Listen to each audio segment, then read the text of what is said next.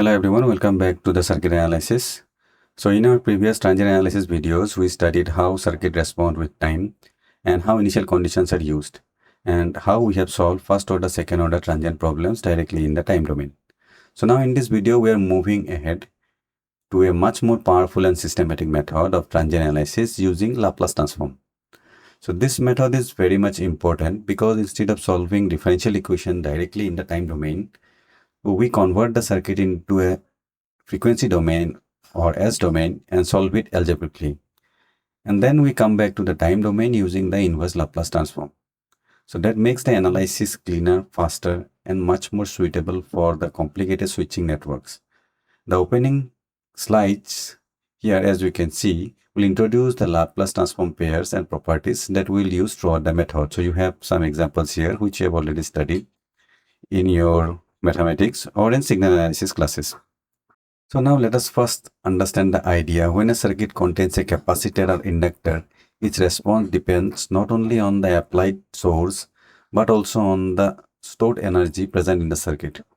That is why transient circuits are not easy to solve directly in time domain. Now, what is the advantage of Laplace? So Laplace transform gives you a neat solution. The time domain signal becomes algebraic function of S. Differentiation becomes multiplication by S. Integration becomes division by S, and switching actions can be handled neatly using standard transform. These are exactly the transform properties listed here for your reference. Now look at this slide.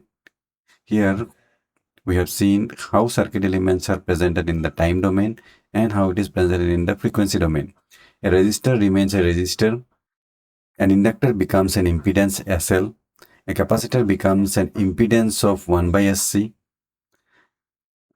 Here we also see the initial conditions that is carried into the S domain, which is essential for the transient circuits. So the workflow for the circuits will be, first we'll identify the circuit using switching and determine the initial condition. Then we transform the circuit into S domain, and thereafter we solve the algebraic network using KCL and KVL, and finally we'll apply the inverse Laplace transform to get the initial time responses. So this is the complete logic behind the Laplace based transient analysis.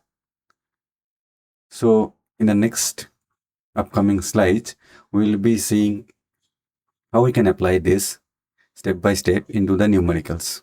We'll see how to transform sources like step signals, pulse signals, how to replace capacitors, inductors in S domain, how to include initial conditions directly, and how to obtain IT or VT from the final transform expression. So let's consider a numerical example. So let us consider this numerical where we can see in this network, we have a switch which moves from A to B in time t equals to 0, and we have to determine the value of IT and VCT. So in today's class, we will see how we determine the value of IT using Laplace transform for this transient analysis. So as you can see here, whenever the switch is connected to A, then this capacitor is getting charged, and finally it will be getting charged to a value of 10 volt. So if you consider the first case at t equals to 0 minus, so if we consider so this will be a circuit where since the capacitor is already fully charged, so this will be open circuit. So here if we determine the current, so as you can see this is an open circuit, so current will be 0. So the voltage across this capacitor will be 10 volts.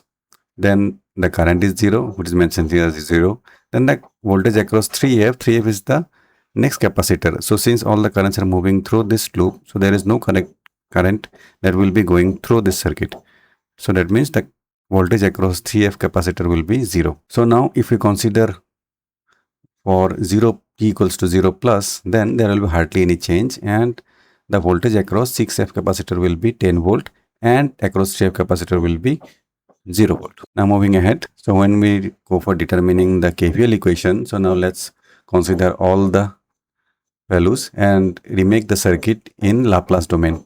So as you can see, this is our circuit where we had this 6F capacitor, then 1 ohm resistor and this 3F capacitor, and we do not have any source. But since the 6F capacitor is already charged, so we'll be replacing this capacitor by a voltage source and a series capacitor. So that is why we can see this circuit. So now if we convert them into frequency domain, then as we know, the source will be replaced by 1 by S into 10, the value, and the capacitor will be given by 1 by Cs, so which is 1 by 6S, and this capacitor is 1 by 3S. And as we know, resistor remains same. So now if we write down the KVL equation, then it will be this source minus this drop minus this drop and minus this drop, so which is given here. So from here, when we simplify and get the value of Is, so it will be coming as this. So now if you simplify this, the output will be 60 divided by 6s plus 3. So 60 by 6s plus 3 can be written as 10 by s plus 3, which is represented as the form of 1 by s plus a. So if we invert Laplace transform this value, that means if we invert Laplace transform the Is, we'll get the value of It. So Laplace transform of 1 by s plus a, as we know, is e to the power minus at. So here we have, this is a constant 10, so 10 will be coming here, and the answer will be e to the power minus a is 0.5, so minus 0.5 t. So this is the value for current It. So like this, we can minimize our calculations and get the answers easily using Laplace transform. So similarly, we'll move ahead into various other numericals using Laplace transform for transient analysis, and we'll be discussing all those in the next class. So I hope you have understood this. What is the requirement and what is the need for Laplace transform in transient analysis. So in order to follow the next videos, do subscribe to our channel so that you don't miss any content. Keep learning. Thank you.